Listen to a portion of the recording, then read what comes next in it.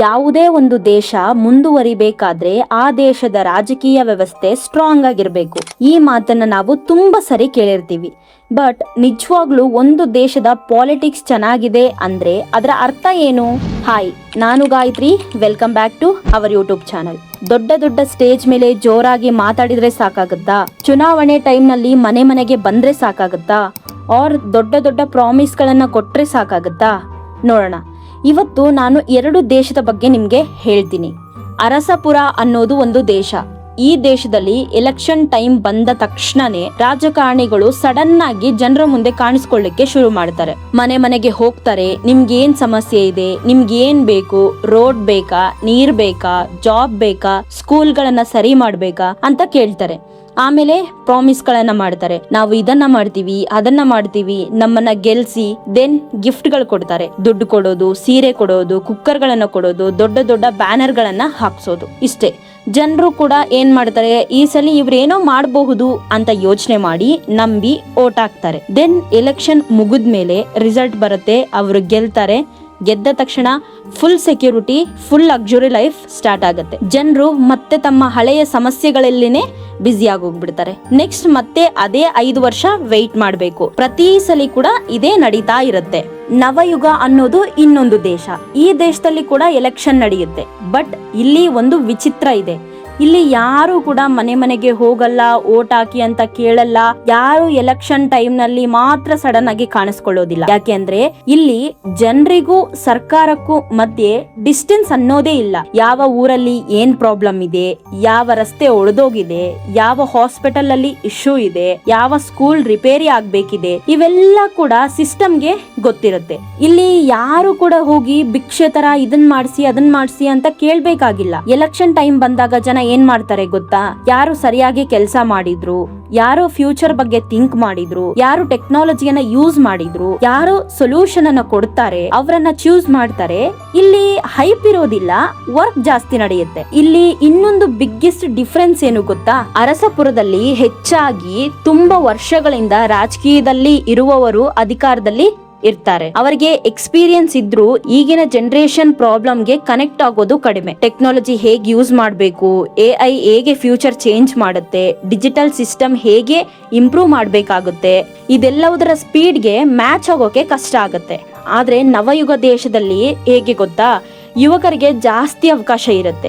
Young leaders ಇರ್ತಾರೆ. Technology use ಮಾಡ್ತಾರೆ, app ಗಳನ್ನ ಯೂಸ್ ಮಾಡ್ತಾರೆ, ಪಬ್ಲಿಕ್ ಕಂಪ್ಲೇಂಟ್ಸ್ ನ ಟ್ರ್ಯಾಕ್ ಮಾಡ್ತಾರೆ. ಫ್ಯೂಚರ್ ಜನರೇಷನ್ಗೆ ಯಾವ ಪ್ರಾಬ್ಲಮ್ಸ್ ಬರಬಹುದು ಅನ್ನೋದನ್ನ ಮೊದಲೇ ಥಿಂಕ್ ಮಾಡ್ತಾರೆ. ಆದ್ರಿಂದ ಈ ದೇಶ ಫಾಸ್ಟ್ ಆಗಿ ಬೆಳೀತಾ ಹೋಗುತ್ತೆ. ಇವಾಗ ನೀವು ಒಂದ್ಸಲಿ ಯೋಚನೆ ಮಾಡಿ, ಈ 2 ದೇಶಗಳಲ್ಲಿ ನಾವು ಯಾವ ದೇಶದ ತರ ಬದುಕ್ತಾ ಇದೀವಿ? ಈ ದೇಶಗಳು ನಿಜ ಅಲ್ಲ, ಬಟ್ ಇಲ್ಲಿ ಇರುವಂತ ಪರಿಸ್ಥಿತಿ ನಮ್ಮ ಸುತ್ತಮುತ್ತಲ ನಡೀತಿರೋದಂತೂ ನಿಜ. ಇಲ್ಲಿ ಬಿಗ್ಗೆಸ್ಟ್ ಕ್ವಶನ್ ಏನ್ ಬರುತ್ತೆ ಅಂದ್ರೆ, ಫಸ್ಟ್ ಆಫ್ ಆಲ್ ನಾವ್ ಯಾಕೆ ಹೇಳ್ಬೇಕು ನಮ್ಮ ಸಮಸ್ಯೆಗಳನ್ನ? ಅವರು ಕೂಡ ನಮ್ ಜೊತೆನೆ ಇದೇ ಊರಲ್ಲೇ, ಅದೇ ರಾಜ್ಯದಲ್ಲೇ, ಅದೇ ಜಿಲ್ಲೆಯಲ್ಲೇ ಬದುಕ್ತಿದ್ದಾರೆ ಅಲ್ವಾ? ಅವರಿಗೂ ಸೇಮ್ ರಸ್ತೆ ಕಾಣಿಸ್ತಿದೆ ಅಲ್ವಾ? ಸೇಮ್ ಕರೆಂಟ್ ಪ್ರಾಬ್ಲಮ್ ಆಗ್ತಿದೆ ಅಲ್ವಾ? ಸೇಮ್ ವಾಟರ್ ಪ್ರಾಬ್ಲಮ್ ಕೂಡ ಆಗ್ತಿದೆ ಅಲ್ವಾ? ಹಾಗಾದ್ರೆ ಜನ ಹೇಳೋವರೆಗೂ ಕೂಡ ಅವರಿಗೆ ಸಮಸ್ಯೆ ಗೊತ್ತಾಗಲ್ಲ ಅಂದ್ರೆ ಅವರು ನಿಜವಾಗ್ಲೂ ಸಮಸ್ಯೆ ಸಾಲ್ವ್ ಮಾಡೋಕೆ ಪಾಲಿಟಿಕ್ಸ್ ಗೆ ಬಂದಿದಾರಾ? ಅಥವಾ ಪವರ್ಗೋಸ್ಕರನ, ಮನಿಗೋಸ್ಕರನ, ರೆಸ್ಪೆಕ್ಟ್ಗೋಸ್ಕರನ, ಒಂದು ದೊಡ್ಡ ಚೇರ್ಗೋಸ್ಕರನ? ಇದೆಲ್ಲ ನಾವು ಯಾಕೆ ಯೋಚನೆ ಮಾಡ್ತಾ ಇಲ್ಲ? ಇನ್ನೊಂದು ಬಿಗ್ಗೆಸ್ಟ್ ಪ್ರಾಬ್ಲಮ್ ಏನು ಗೊತ್ತಾ? ಇವತ್ತು ನಮ್ಮ ದೇಶದಲ್ಲಿ ನಾವು ನಾಗರಿಕರಾಗಿರೋದಕ್ಕಿಂತ ಜಾಸ್ತಿ ಫ್ಯಾನ್ಸ್ ಆಗ್ಬಿಟ್ಟಿದೀವಿ. ಸಿನಿಮಾ ನಟರು ಬಂದ್ರೆ ಓಡ್ತೀವಿ, ರಾಜಕಾರಣಿಗಳು ಬಂದ್ರೆ ಕೂಗ್ತೀವಿ. ಬಟ್ ಪ್ರಶ್ನೆ ಕೇಳೋದಕ್ಕೆ ಮಾತ್ರ ಹೆದರ್ತೀವಿ. ಅಂಡ್ ಒಂದು ವಿಷಯ ನೆನ್ಪಿಟ್ಕೊಳ್ಳಿ, ಪ್ರಶ್ನೆ ಕೇಳೋದು ಅಂದ್ರೆ ದ್ವೇಷ ಅಂತ ಅಲ್ಲ. ಪ್ರಶ್ನೆ ಕೇಳೋದು ಅಂದ್ರೆ ಅದು ಒಂದು ಪ್ರಜಾಪ್ರಭುತ್ವ ಅಂತ. ಯಾಕೆಂದ್ರೆ ಅವರು ಜನಗಳ ಮೇಲೆ ಇರೋ ರಾಜರು ಅಲ್ಲ, ಜನಗಳ ಕೆಲಸ ಮಾಡೋಕೆ ಇರುವಂತಹ ಜನರು. ಅಂಡ್ ಇನ್ನೊಂದು ವೆರಿ ಇಂಪಾರ್ಟೆಂಟ್ ಕ್ವಶನ್ ಏನು ಅಂದ್ರೆ, ನಾರ್ಮಲ್ ಪಬ್ಲಿಕ್ಗೆ ಏನಾಗುತ್ತೆ? 60 ವರ್ಷ 65 ವರ್ಷ ಆದ್ಮೇಲೆ ನೀವು ರಿಟೈರ್ ಆಗಿ, ಇವಾಗ ನೀವು ರೆಸ್ಟ್ ತಗೊಳ್ಳಿ ಅಂತ ಸಿಸ್ಟಮ್ ಹೇಳುತ್ತೆ. ಯಾಕೆ ಅಂತಂದ್ರೆ ವಯಸ್ಸಾಗಿದೆ, ಹೊಸ ಜನರೇಷನ್ಗೆ ಅವಕಾಶ ಬೇಕು, ಟೆಕ್ನಾಲಜಿ ಸ್ಪೀಡ್ ಚೇಂಜ್ ಆಗ್ತಿದೆ ಅಂತ ಹೇಳ್ತಾರೆ. ಸರಿ, ಹಾಗಾದ್ರೆ ಅದೇ ರೂಲು ಪಾಲಿಟಿಕ್ಸ್ಗೆ ಯಾಕೆ ಇಲ್ಲ? ಯಾಕೆ ಇನ್ನು ತುಂಬಾ ವರ್ಷಗಳಿಂದ ಅದೇ ಜನ ಅಧಿಕಾರದಲ್ಲಿದ್ದಾರೆ? ಈಗಿನ technology speed, AI, digital systems cyber security ಇವೆಲ್ಲ ಮಿಂಚಿನ ವೇಗದಲ್ಲಿ ಚೇಂಜ್ ಆಗ್ತಿದೆ. ದೇಶದ ಫ್ಯೂಚರ್ ಡಿಸೈಡ್ ಮಾಡೋ ಈ ಒಂದು ರಾಜಕಾರಣದಲ್ಲಿ ಇರುವವರಿಗೆ ಈ ಮಾಡರ್ನ್ ವರ್ಲ್ಡ್ ಫುಲ್ ಆಗಿ ಅರ್ಥ ಆಗ್ತಿದೆನಾ, ಇದನ್ನ ನಾವು ಕ್ವಶನ್ ಮಾಡ್ಬೇಕು ಅಲ್ವಾ. ಅಂಡ್ ಇನ್ನೊಂದು ಬಿಗ್ಗೆಸ್ಟ್ ಪ್ರಾಬ್ಲಮ್ ಏನು ಅಂತಂದ್ರೆ, ಈ ಪೊಲಿಟಿಷಿಯನ್ಗೆ ಅಂದ್ರೆ ಈ ಒಂದು ರಾಜಕಾರಣಿಗಳಿಗೆ ಎಲ್ಲವೂ free vehicle, free house, free security, free food, free shopping, ಪ್ರತಿಯೊಂದು ಕೂಡ ಇವ್ರಿಗೆ ಫ್ರೀ ಅನ್ನ ಕೊಡ್ತಾರೆ, ಅದು ಗೌರ್ಮೆಂಟ್ ಕಡೆಯಿಂದ. ಅವರು ಪಬ್ಲಿಕ್ ಲೈಫ್ ಇಂದ ದೂರ ಆಗ್ತಾ ಹೋದ್ರೆ ನಾವು ಬಸ್ಗಳಿಗಾಗಿ ಆಟೋಗಳಿಗಾಗಿ ವೆಯ್ಟ್ ಮಾಡ್ತಾ ಇರ್ತೀವಿ, ಅವರು ಅವ್ರ ಕಾರ್ ನಲ್ಲಿ AC ನಲ್ಲಿ ಹೋಗ್ತಾರೆ. ನಾವು ಪವರ್ ಕಟ್ ಆದ್ರೆ ಅದೆಲ್ಲದನ್ನು ನಾವು ಅನುಭವಿಸ್ತೀವಿ, ಅವರು ಜನರೇಟರ್ ರೂಮ್ ನಲ್ಲಿ ಇರ್ತಾರೆ. ನಾವು ಟ್ರಾಫಿಕ್ ನಲ್ಲಿ ಗಂಟೆಗಟ್ಟಲೆ ನಿಂತ್ಕೊಂಡು ಸಾಯ್ತೀವಿ, ಅವರು ಸೈರನ್ ಹಾಕೊಂಡು ಹೋಗ್ತಾರೆ. ನಾವು ಗೌರ್ಮೆಂಟ್ ಹಾಸ್ಪಿಟಲ್ ಅಲ್ಲಿ ಕ್ಯೂ ನಿಂತ್ಕೊಂಡು ಹೋಗ್ತೀವಿ, ಅವರು ಡೈರೆಕ್ಟ್ ಆಗಿ ಸ್ಪೆಷಲ್ ಟ್ರೀಟ್ಮೆಂಟ್ ಅನ್ನು ತಗೊಳ್ತಾರೆ. ಹಾಗಾದ್ರೆ ಅವರಿಗೆ ನಮ್ಮ ಆಕ್ಚುಯಲ್ ಪ್ರಾಬ್ಲಮ್ ಹೇಗ್ ಫೀಲ್ ಆಗುತ್ತೆ? ಒಬ್ಬ ವ್ಯಕ್ತಿ ಜನರ ಸಮಸ್ಯೆ ಅಂಡರ್ಸ್ಟ್ಯಾಂಡ್ ಮಾಡ್ಬೇಕಂದ್ರೆ ಅಟ್ಲೀಸ್ಟ್ ಸ್ವಲ್ಪ ಆದ್ರೂ ಜನರ ತರ ಬದುಕ್ಬೇಕಲ್ವಾ. ಅವರು ಇಷ್ಟೊಂದು ಕಂಫರ್ಟಬಲ್ ಲೈಫ್ ಅನ್ನ ಬದುಕ್ತಿರುವಾಗ ನಾವು ಏಕೆ ಇಷ್ಟೊಂದು ಸ್ಟ್ರಗಲ್ ಮಾಡ್ತಿದೀವಿ? ಅವರ ಮಕ್ಕಳು ಟಾಪ್ ಪ್ರೈವೇಟ್ ಸ್ಕೂಲ್ ಅಲ್ಲಿ ಓದ್ತಿದ್ದಾರೆ, ನಾವ್ ಮಾತ್ರ ಬಿದ್ದೋಗಿರೋ ಸರ್ಕಾರಿ ಶಾಲೆಯಲ್ಲಿ ಓದ್ಬೇಕಾಗುತ್ತೆ. ಹಾಗಾದ್ರೆ ಪ್ರಶ್ನೆ ಏನ್ ಗೊತ್ತಾ, ಅವರು ಯಾಕೆ ಸರ್ಕಾರಿ ಶಾಲೆಯಲ್ಲಿ ಓದಿಸ್ತಿಲ್ಲ? ಯಾಕೆ ಗೌರ್ಮೆಂಟ್ ಹಾಸ್ಪಿಟಲ್ ಯೂಸ್ ಮಾಡ್ತಿಲ್ಲ? ನಮ್ಗೆ ಏನಾದ್ರೂ ತೊಂದರೆ ಆದ್ರೆ ಪೊಲೀಸರ ಹತ್ರ ಹೋದ್ರೆ 24 hours ಆಗ್ಬೇಕು, ಸಮ್ ಟೈಮ್ಸ್ ಇನ್ನೂ 1000 ಹೇಳ್ತಾರೆ. ಅದೇ ರಾಜಕಾರಣಿಗಳ ಮನೆಯಲ್ಲಿ ಅಥವಾ ಅವ್ರ ಮನೆಯವ್ರಿಗೆ ಏನಾದ್ರೂ ಪ್ರಾಬ್ಲಮ್ ಆದ್ರೆ ವಿತಿನ್ ಸೆಕೆಂಡ್ಸ್ ನಲ್ಲಿ ಇನ್ವೆಸ್ಟಿಗೇಷನ್ ಮಾಡ್ತಾರೆ. ಪ್ರತಿಯೊಂದನ್ನು ಕೂಡ ಖುದ್ದಾಗಿ ಅವರೇ ನಿಂತ್ಕೊಂಡು ಮಾಡಿ ಏನ್ ಸಮಸ್ಯೆ ಆಗಿದೆ ಅಂತ ಕಂಡು ಹಿಡಿತಾರೆ. ಅದೇ ಸಾರ್ವಜನಿಕರಿಗೆ ಯಾಕೆ ಈ ತರ ಮಾಡಲ್ಲ? ನಮ್ಮ ದೇಶದಲ್ಲಿ, ನಮ್ಮ ರಾಜ್ಯದಲ್ಲಿ ಎಷ್ಟು ಹೆಣ್ಣು ಮಕ್ಕಳಿಗೆ ನ್ಯಾಯ ಸಿಕ್ಕಿದೆ? ಕಾಣೆಯಾಗಿದ್ದವರು ಎಷ್ಟು ಜನ ಸಿಕ್ಕಿದ್ದಾರೆ? ಅತ್ಯಾಚಾರ ಮಾಡಿರೋರ್ಗೆ ಯಾಕೆ ಇಮಿಡಿಯೇಟ್ಲಿ ಶಿಕ್ಷೆ ಆಗಲ್ಲ? ಅದೇ ಅವ್ರ ಮನೆಯವ್ರಿಗೆ ಆದ್ರೆ, ಅವ್ರ ಮಕ್ಕಳಿಗೆ ಆದ್ರೆ ಇದೇ ತರ ಸುಮ್ನೆ ಕೂತ್ಕೊಂತಾರ?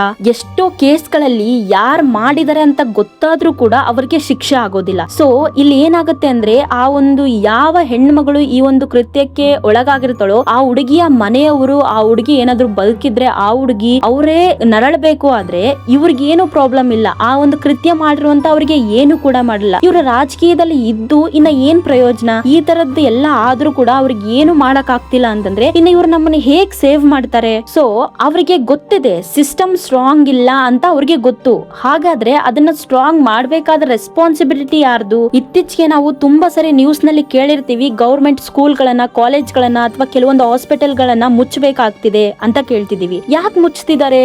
ಏನಾಗ್ತಿದೆ ಅಲ್ಲಿ? ಒಂದು ಪ್ರೈವೇಟ್ ಸ್ಕೂಲ್ ನ ತಗೊಂಡ್ರೆ ಅಲ್ಲಿ ಎಷ್ಟೊಂದು ಫೆಸಿಲಿಟಿಗಳಿರುತ್ತೆ, ಕ್ಲೀನ್ ವಾಶ್ರೂಮ್ಸ್ ಇರುತ್ತೆ, ಸ್ಮಾರ್ಟ್ ಟೀಚಿಂಗ್ ಇರುತ್ತೆ, ಟೀಚರ್ಸ್ ಚೆನ್ನಾಗಿ ಅಲ್ಲಿ ಹೇಳ್ಕೊಡ್ತಾರೆ ಅಂಡ್ ಪ್ರಾಪರ್ ಡಿಸಿಪ್ಲಿನ್ ಇರುತ್ತೆ. ಅದೇ ಗೌರ್ಮೆಂಟ್ ಸ್ಕೂಲ್ಗೆ ಮಾಡಬಹುದಲ್ವಾ? ದುಡ್ಡಿಲ್ವಾ? ನಾವು ಟ್ಯಾಕ್ಸ್ ಕೊಡ್ತೀವಲ್ಲ, ಪ್ರತಿ ಟೀ ಕುಡಿದ್ರು ದುಡ್ಡು ಇಸ್ಕೊಂತಾರೆ, ರೀಚಾರ್ಜ್ ಮಾಡಿದ್ರು ಅದಕ್ಕೂ ಟ್ಯಾಕ್ಸ್ ಇಸ್ಕೊಂತಾರೆ, ಪೆಟ್ರೋಲ್, ಟ್ರಾನ್ಸ್ಪೋರ್ಟ್, ಪ್ರತಿಯೊಂದರಲ್ಲೂ ಕೂಡ ನಾವು ಟ್ಯಾಕ್ಸ್ ಕಟ್ತಾ ಇದೀವಿ. ಅಷ್ಟೊಂದು ಟ್ಯಾಕ್ಸ್ ಅಮೌಂಟ್ ನ ಎಲ್ಲಿ ಹೋಗ್ತಿದೆ? ಅದು ಏನ್ ಮಾಡ್ತಿದ್ದಾರೆ ಇವರು? ಅದೆಲ್ಲ ನಮ್ಗೆ ಎಲ್ಲಿ ಗೊತ್ತಾಗುತ್ತೆ? ಗೊತ್ತಾಗೋದೇ ಇಲ್ಲ. ನಾವೇ ದುಡ್ಡು ಕೊಡ್ತಿದೀವಿ ಅಲ್ವಾ? ಹಾಗಾದ್ರೆ ಒಳ್ಳೆ ಎಜುಕೇಶನ್ ಕೇಳೋ ಹಕ್ಕು ಕೂಡ ನಮ್ಗಿಲ್ವಾ?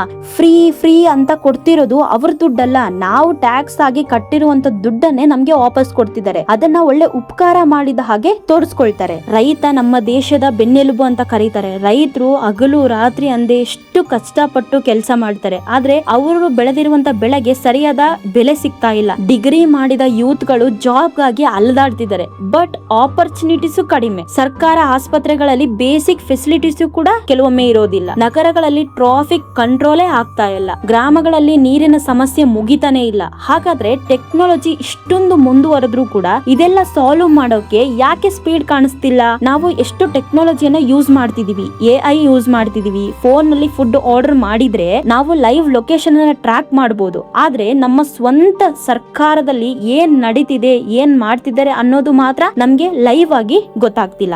ಯಾಕೆ? ಒಂದು ಡಿಸ್ಟ್ರಿಕ್ಟ್ ಗೆ ಎಷ್ಟು ಫಂಡ್ ಹೋಗ್ತಿದೆ, ಅದರಲ್ಲಿ ಎಷ್ಟು ಖರ್ಚಾಗ್ತಿದೆ, ಯಾವ ರೋಡ್ ಕಂಪ್ಲೀಟ್ ಆಗ್ತಿದೆ, ಯಾವ ಹಾಸ್ಪಿಟಲ್ ವರ್ಕ್ ಪೆಂಡಿಂಗ್ ಇದೆ, ಇವೆಲ್ಲ ಅಫಿಷಿಯಲ್ ಆಗಿ ಆಪ್ ಗಳಲ್ಲಿ ಮಾಡಬಹುದು ಅಲ್ವಾ? ಆಪ್ ಗಳನ್ನ ಮಾಡಿ ಪಬ್ಲಿಕ್ ಗೆ ಯಾಕೆ ತೋರಿಸ್ತಾ ಇಲ್ಲ ಇವರು? ಯಾಕೆ ಒಂದು ಗೌರ್ಮೆಂಟ್ ಆಪ್ ಇರಬಾರ್ದು? ಅದರಲ್ಲಿ ಪ್ರತಿಯೊಂದು ಅಫಿಷಿಯಲ್ ಆಗಿ ಯಾಕೆ ನಮ್ಮೆಲ್ಲರಿಗೂ ಕೂಡ ತೋರಿಸಬಾರ್ದು? ಈ ತಿಂಗಳು ಈ ಕೆಲಸ ಶುರುವಾಗಿದೆ, ಇಷ್ಟು ಬಜೆಟ್ ಸ್ಪೆಂಡ್ ಆಗಿದೆ, ಈ ಪ್ರಾಜೆಕ್ಟ್ ಡಿಲೇ ಆಗ್ತಿದೆ, ಈ ಆಫೀಸರ್ದು ಇದು ರೆಸ್ಪಾನ್ಸಿಬಿಲಿಟಿ ಅಂತ ಯಾಕೆ ಫುಲ್ ಡೀಟೇಲ್ಸ್ ಪಬ್ಲಿಕ್ ಬಗ್ಗೆ ಯಾಕೆ ಅಫಿಷಿಯಲ್ ಆಗಿ ಶೋ ಮಾಡ್ತಾ ಇಲ್ಲ? ಯಾಕೆ 3 ತಿಂಗಳಿಗೆ ಒಂದ್ಸರಿ ಲೈವ್ ಸೆಷನ್ ಮಾಡಬಾರ್ದು? ಇನ್ಸ್ಟಾಗ್ರಾಮ್ ಲೈವ್ ಇದೆ, ಯೂಟ್ಯೂಬ್ ಲೈವ್ ಇದೆ, ಟ್ವಿಟ್ಟರ್ ನಲ್ಲಿ ಎಲ್ಲ ಇದೆ. ಅದೇ ತರ ಪೊಲಿಟಿಷಿಯನ್ಸ್ ಕೂಡ ಯಾಕೆ ಪಬ್ಲಿಕ್ ಗೆ ಲೈವ್ ಬರ್ತಾ ಇಲ್ಲ? ಬಂದು ಹೇಳಿ, ಈ 3 ತಿಂಗಳಲ್ಲಿ ನಾವು ಏನೇನ್ ಮಾಡಿದೀವಿ, ಇದು ಫೇಲ್ ಆಯ್ತು, ಇದಕ್ಕೆ ಇಷ್ಟು ಮನಿ ಬೇಕಾಗಿತ್ತು, ಇದನ್ ಮಾಡ್ತೀವಿ ಅಂತ ಓಪನ್ ಆಗಿ ಮಾತಾಡ್ಲಿ. ಜನಗಳು ಕ್ವಶನ್ ಕೇಳಿ ಅವರು ಆನ್ಸರ್ ಮಾಡ್ಲಿ. ಎಲೆಕ್ಷನ್ ಕಿಂತ ಮೊದಲು ಅವರು ನಮ್ಮ ಮನೆ ಬಾಗ್ಲಿಗೆ ಬರ್ತಾರೆ, ನಮ್ ಜೊತೆ ಕೂತ್ಕೊಂಡು ಮಾತಾಡ್ತಾರೆ, ಓಟ್ ಕೇಳ್ತಾರೆ. ಬಟ್ ಅದೇ ಎಲೆಕ್ಷನ್ ಆದ್ಮೇಲೆ ಒಂದು ಅಪಾಯಿಂಟ್ಮೆಂಟ್ ಸಿಗೋಕು ಕೂಡ ತಿಂಗಳಗಟ್ಲೆ ವೇಟ್ ಮಾಡಬೇಕು. ನಾವು ಗೇಟ್ ಹೊರಗಡೆ ನಿಂತ್ಕೊಂಡಿದ್ರೆ ಅವರು ಒಳಗಡೆ AC ರೂಮ್ ನಲ್ಲಿ ಕುಳಿತುಕೊಂಡಿರ್ತಾರೆ. ಇದೇನ ಪಾಲಿಟಿಕ್ಸ್? ಎಲೆಕ್ಷನ್ ಮುಂಚೆ ಟೈಮ್ ಇತ್ತು, ಎಲೆಕ್ಷನ್ ಆದ್ಮೇಲೆ ಯಾಕೆ ಟೈಮ್ ಇಲ್ಲ? ಯಾಕೆ ಈ ತರ ಒಂದು ಸಿಸ್ಟಮ್ ಮಾಡ್ತಾ ಇಲ್ಲ? ಪ್ರತಿ ತಿಂಗಳು ಕೂಡ ಪಬ್ಲಿಕ್ ಇಂಟರಾಕ್ಷನ್ ಅನ್ನ ಕಂಪಲ್ಸರಿ ಅಂತ ಮಾಡಬೇಕು. ಪ್ರತಿ MLA, ಪ್ರತಿ MP, ಪ್ರತಿ ಲೋಕಲ್ ಲೀಡರ್ ಕೂಡ ತಮ್ಮ ಏರಿಯಾದ ಜನರ ಜೊತೆ ಅಫಿಷಿಯಲ್ ಆಗಿ ಮೀಟಿಂಗ್ ಅನ್ನ ಮಾಡಲೇಬೇಕು ಅಂತ ಯಾಕೆ ರೂಲ್ ಮಾಡಬಾರದು? ಅಲ್ಲಿ ಪಬ್ಲಿಕ್ ಡೈರೆಕ್ಟ್ ಆಗಿ ಕ್ವಶನ್ ಕೇಳ್ಬೋದು ಅಲ್ವಾ, ಅವರು ಡೈರೆಕ್ಟ್ ಆಗಿ ಆನ್ಸರ್ ಕೊಡ್ಬೋದು ಅಲ್ವಾ. ನಾವು ಪಾಲಿಟಿಕ್ಸ್ ನ ಎಂಟರ್ಟೈನ್ಮೆಂಟ್ ತರ ನೋಡೋಕೆ ಶುರು ಮಾಡ್ಬಿಟ್ಟಿದೀವಿ. ಯಾರು ಜಾಸ್ತಿ ಡೈಲಾಗ್ ಹೊಡಿತಾರೆ, ಯಾರು ಸ್ಟೇಜ್ ಮೇಲೆ ಸ್ಟ್ರೀಮ್ ಮಾಡ್ತಾರೆ, ಯಾರು ಹೀರೋ ತರ ಎಂಟ್ರಿ ಕೊಡ್ತಾರೆ, ಅವರನ್ನ ಪವರ್ಫುಲ್ ಲೀಡರ್ ಅಂತ ಅಸ್ಯೂಮ್ ಮಾಡ್ಬಿಡ್ತೀವಿ. ಬಟ್ ದೇಶ ಬಿಲ್ಡ್ ಆಗೋಕೆ ಡೈಲಾಗ್ ದಿಂದ ಮಾತ್ರ ಸಾಧ್ಯ ಆಗಲ್ಲ, ಡೆಡಿಕೇಶನ್ ಕೂಡ ತುಂಬಾ ಇಂಪಾರ್ಟೆಂಟ್. ಹೀರೋ ಬಂದ್ರೆ ಟ್ರಾಫಿಕ್ ಜಾಮ್ ಆಗುತ್ತೆ, ಪೊಲಿಟಿಷಿಯನ್ ಬಂದ್ರೆ ಕ್ರೌಡ್ ಫುಲ್ ಆಗುತ್ತೆ. ಬಟ್ ಅದೇ ಒಬ್ಬ ಒಳ್ಳೆ ಟೀಚರ್ಗೆ, ಒಬ್ಬ ಡಾಕ್ಟರ್ಗೆ, ಒಬ್ಬ ಒಳ್ಳೆ ಹಾನೆಸ್ಟ್ ಪೊಲೀಸ್ ಆಫೀಸರ್ಗೆ ಈ ಲೆವೆಲ್ ರೆಸ್ಪೆಕ್ಟ್ ಸೋಷಿಯಾಲಿಟಿ ಯಾಕೆ ಕೊಡ್ತಾ ಇಲ್ಲ? ನಾವು ಯಾರನ್ನ ಸೆಲೆಬ್ರೇಟ್ ಮಾಡ್ತೀವೋ ನಾಳೆ ಸೋಷಿಯಾಲಿಟಿ ಕೂಡ ಅವ್ರ ತರನೇ ಆಗುತ್ತೆ. ಒಂದು ನಾರ್ಮಲ್ ಜಾಬ್ ಏನಾದ್ರು ಮಾಡ್ಬೇಕು ಅಂತಂದ್ರೆ ಅವ್ರಿಗೆ ಸ್ಕಿಲ್ಸ್ ಇರ್ಬೇಕು, ಡಿಗ್ರಿ ಮುಗ್ದಿರ್ಬೇಕು. ಅದೇ ಒಂದು ಊರನ್ನ, ಒಂದು ಜಿಲ್ಲೆನ, ಒಂದು ರಾಜ್ಯನ ಮ್ಯಾನೇಜ್ ಮಾಡುವಂತ ವ್ಯಕ್ತಿಗೆ ಕ್ವಾಲಿಫಿಕೇಶನ್ ಯಾಕೆ ಬೇಡ? ಟೆಕ್ನಾಲಜಿ ಗೊತ್ತಿರಬೇಕು, ಎಕನಾಮಿಕ್ ಗೊತ್ತಿರಬೇಕು, ಡಿಜಿಟಲ್ ಸೆಕ್ಯೂರಿಟಿ ಗೊತ್ತಿರಬೇಕು, ಫ್ಯೂಚರ್ ಜನರೇಷನ್ ಅನ್ನು ಲೀಡ್ ಹೇಗ್ ಮಾಡೋದು ಅಂತ ಗೊತ್ತಿರಬೇಕು. ಫ್ಯೂಚರ್ ಜನರೇಷನ್ ನ ಲೀಡ್ ಮಾಡೋ ವ್ಯಕ್ತಿಗೆ ಫ್ಯೂಚರ್ನೇ ಗೊತ್ತಿಲ್ಲ ಅಂತಂದ್ರೆ ಹೇಗೆ? ಇವತ್ತು ರಾಜಕೀಯಕ್ಕೆ ಬರಕ್ಕೆ ಯೂತ್ ಗಳು ಎದುರ್ತಾ ಇದ್ದಾರೆ. ಯಾಕೆಂದ್ರೆ ಪಾಲಿಟಿಕ್ಸ್ ಅಂದ್ರೇನೆ ಒಂದು ಡರ್ಟಿ ಗೇಮ್ ಅನ್ನೋ ಫೀಲಿಂಗು ಕ್ರಿಯೇಟ್ ಆಗ್ಬಿಟ್ಟಿದೆ. ಬಟ್ ಒಳ್ಳೆಯವರು ಒಳಗೆ ಬಂದಿಲ್ಲ ಅಂತಂದ್ರೆ ಕೆಟ್ಟವರು ಹೊರಗಡೆ ಹೋಗೋದಾದ್ರೂ ಹೇಗೆ? ಇಲ್ಲಿ ಇನ್ನೊಂದು ಕ್ವಶನ್ ಬರುತ್ತೆ. ಒಂದು ವೇಳೆ ಒಬ್ಬ ವ್ಯಕ್ತಿ ಬಂದು ಚುನಾವಣೆಗೆ ನಿಂತ್ಕೊಳ್ತಾನೆ, ಅವರು ಯಾರ ಮನೆಗೂ ಹೋಗಲ್ಲ, ಪ್ರಚಾರ ಮಾಡಲ್ಲ, ಓಟ್ ಹಾಕಿ ಅಂತ ಕೇಳಲ್ಲ, ದುಡ್ಡು ಕೂಡ ಕೊಡಲ್ಲ. ಜಸ್ಟ್ ಏನ್ ಹೇಳ್ತಾರೆ ಅಂದ್ರೆ, ನಾನು ನಿಮ್ ತರನೇ ಬಡವ, ಸೊ ನಾನು ಈ ಒಂದು ಅಧಿಕಾರಕ್ಕೆ ಬರೋಕೆ ಆಸೆ ಪಡ್ತಿರೋದು ಏನಕ್ಕೆ ಅಂತಂದ್ರೆ ನಾನು ಪ್ರತಿಯೊಂದನ್ನು ಚೇಂಜ್ ಮಾಡಬೇಕು ಅಂತ ಅನ್ಕೊಂಡಿದ್ದೀನಿ. ಸೊ ನೀವು ಓಟ್ ಹಾಕಿ ಗೆಲ್ಸಿದ್ರೆ ನಾನು ನಿಮ್ಮನ್ನ ನನ್ನ ಅಧಿಕಾರದಲ್ಲಿ ಚೆನ್ನಾಗಿ ನೋಡ್ಕೊಳ್ತೀನಿ ಅಂತ ಹೇಳ್ತಾನೆ. ಅದು ಬಿಟ್ರೆ ಬೇರೆ ಏನು ಹೇಳಲ್ಲ, ದುಡ್ಡು ಕೊಡಲ್ಲ, ಮನೆಗೆ ಬಂದು ಏನು ಹೇಳಲ್ಲ. ಜಸ್ಟ್ ಒಂದು ಸೆಷನ್ ಅನ್ನ ನಡೆಸಿ ಇಷ್ಟು ಹೇಳಿ ಬಿಟ್ಬಿಡ್ತಾರೆ. ಸೊ ಅದಾದ್ಮೇಲೆ ಜನಗಳು ಕೂಡ ಇವ್ರೇನೋ ಒಂದು ಒಳ್ಳೆ ಕೆಲಸ ಮಾಡ್ತಿದ್ದಾರೆ ಅಂತ ನಂಬಿ ನಾವೇನಾದ್ರೂ ಓಟ್ ಹಾಕಿ ಗೆಲ್ಸಿದ್ವಿ ಅಂತ ತಿಳ್ಕೊಳ್ಳಿ. ಫಸ್ಟ್ ಸ್ಟಾರ್ಟಿಂಗ್ ಸ್ವಲ್ಪ ದಿನ ಏನ್ ಮಾಡ್ತಾರೆ, ಓಕೆ ಎಲ್ಲವುದನ್ನು ಕೂಡ ಮಾಡ್ತಾರೆ. ಅಂದ್ರೆ ಪ್ರತಿಯೊಂದು ಬೆಂಬಲ ಕೊಡೋದು, ಒಳ್ಳೊಳ್ಳೆ ಸ್ಪೀಚ್ ಕೊಡೋದು, ಭಾಷಣ ಮಾಡೋದು, ಮಾತಾಡೋದು ಎಲ್ಲದನ್ನು ಕೂಡ ಮಾಡ್ತಾರೆ. ಒಂದು ಒಳ್ಳೆ ಹೋಪ್ ಅನ್ನ ಕ್ರಿಯೇಟ್ ಮಾಡ್ತಾರೆ. ಬಟ್ ಅದಾದ್ಮೇಲೆ ಅವ್ರೇನಾದ್ರೂ ನಾರ್ಮಲ್ ಆಗ್ಬಿಟ್ರೆ, ಅಂದ್ರೆ ಎಲ್ಲಾರ ತರನೇ ಅವರು ಕೂಡ ಕೆಟ್ಟದಾಗಿ ಬಿಹೇವ್ ಮಾಡಕ್ ಸ್ಟಾರ್ಟ್ ಮಾಡಿದ್ರೆ, ಅವರು ನಮ್ಮನ್ನ ಕ್ಯಾರೆ ಅಂದಿಲ್ಲ ಅಂತಂದ್ರೆ ನಾವು ಅವಾಗ ಏನ್ ಮಾಡೋದು? ಈಗ ನಂಬಿದೀವಿ, ನೀವ್ ಹೇಳಿದ ತರನೇ ದುಡ್ಡು ಇಸ್ಕೊಂಡಿಲ್ಲ, ಮೋಸ ಮಾಡಿಲ್ಲ, ಯಾರ ಹತ್ರನೂ ಏನು ಕೇಳಿಲ್ಲ, ಸೀರೆ ಇಸ್ಕೊಂಡಿಲ್ಲ, ಅದಿಸ್ಕೊಂಡಿಲ್ಲ, ಇದಿಸ್ಕೊಂಡಿಲ್ಲ, ಏನು ನಮ್ಮ ಓಟನ್ನ ನಾವು ಮಾರ್ಕೊಂಡಿಲ್ಲ.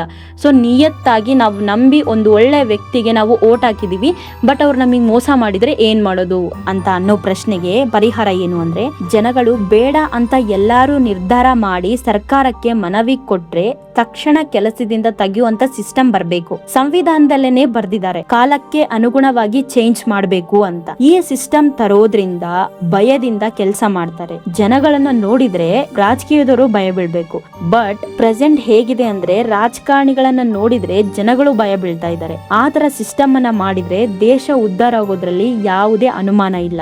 ಸೊ ಈ ತರ ಮಾಡೋದ್ರಿಂದ ನಾವು ಎಲ್ಲಿ ಕುರ್ಚಿಯಿಂದ ಕೆಳಗಿಳಿದ್ ಬಿಡ್ತೀವಪ್ಪ, ನಾವ್ ಏನೇ ಏರಿದ್ರು ಕೂಡ ಈ ಒಂದು ಸಿಸ್ಟಮ್ ಇಂದ ನಾವು ಸರಿಯಾಗಿ ಕೆಲಸ ಮಾಡಿಲ್ಲ ಅಂದ್ರೆ ಇಮಿಡಿಯೇಟ್ಲಿ ನಾವು ಈ ಒಂದು ಕೆಲಸವನ್ನ, ಈ ಒಂದು ಕುರ್ಚಿಯನ್ನ, ಈ ಒಂದು ಅಧಿಕಾರವನ್ನ ಕಳ್ಕೊಳ್ತೀವಿ ಅನ್ನೋ ಭಯದಲ್ಲಿ ಅವರು ಕೆಲಸ ಮಾಡ್ಬೇಕು. ಜನಗಳ ಒಂದೊಂದು ಓಟು ಕೂಡ ಅವರಿಗೆ ಮೋಸ್ಟ್ ಇಂಪಾರ್ಟೆಂಟ್ ಆಗ್ಬೇಕು. ಸೊ ನಮ್ಮ ಒಂದು ಓಟು 5 ವರ್ಷದ ಭವಿಷ್ಯವನ್ನ ನಿರ್ಧಾರ ಮಾಡುತ್ತೆ. ಯಾವುದೋ ಒಂದು 500 ರೂಪಾಯಿ, 1000 ರೂಪಾಯಿ ಒಂದ್ ಸೀರೆ, ಕುಕ್ಕರ್ಗೆ ಮೋಸ ಹೋಗಿ ನಿಮ್ಮ ಒಂದೊಂದು ಅಮೂಲ್ಯವಾದ ಓಟನ್ನ ಮಿಸ್ ಮಾಡ್ಕೊಂಬೇಡಿ, ಅದನ್ನ ಮಾರ್ಕೋಬೇಡಿ. ಸೊ ಯಾರು ರೈಟ್ ಪರ್ಸನ್ ಆಗಿರ್ತಾರೋ ಅವ್ರಿಗೆ ಓಟ್ ಹಾಕಿ ಅವರನ್ನ ಗೆಲ್ಸಿ ನಿಮ್ಮ ಮುಂದಿನ 5 ವರ್ಷದ ಭವಿಷ್ಯ ಏನಿದೆ ಅದನ್ನ ನೀವು ರೂಪಿಸ್ಕೊಳ್ಬೋದು. ಸೊ ರಾಂಗ್ ಪರ್ಸನ್ನ ರಿಮೂವ್ ಮಾಡುವಂತ ಅಧಿಕಾರ ಕೂಡ ಜನಗಳಿಗೆ ಇರಬೇಕು ಅಲ್ವಾ? ಬಿಕಾಸ್ ಒಳ್ಳೆಯ ನಾಯಕರು ಹುಟ್ಟೋದು ರಾಜಕೀಯದಿಂದ ಅಲ್ಲ, ಯೋಚನೆ ಮಾಡಿ ಒಳ್ಳೆಯ ನಿರ್ಧಾರ ಮಾಡುವಂತ ಜನಗಳಿಂದ.